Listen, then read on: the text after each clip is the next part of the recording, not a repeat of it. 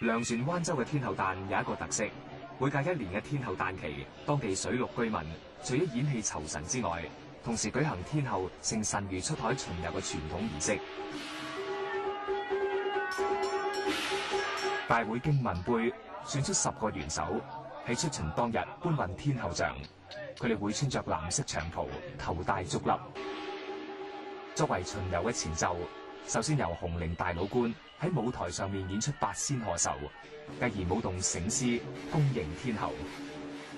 幾個鄉民由廟裏面捧住香爐同埋巨竹行出嚟，同時元首亦會捧住天后神像出嚟，擺喺神魚裏面，然後抬住轎前行。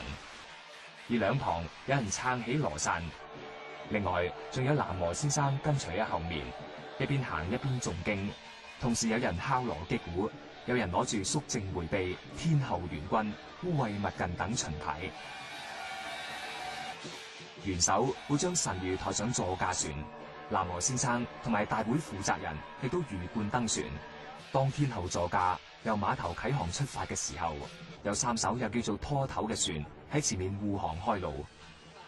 南無先生繼續喺船上面誦經，好多艘快艇同埋小船喺後面緊緊跟隨住，沿途不停燒冥鏹同埋衣紙。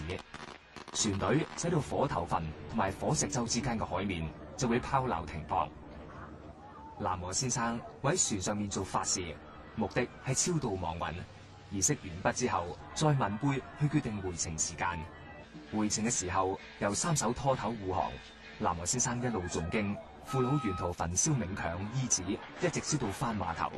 抵達碼頭嘅時候，紅伶又會做八仙賀壽，村民會舞獅歡迎天后嘅歸來。之後，神像會被送翻去天后廟安放回原位，而整個天后出巡儀式亦都告一段落。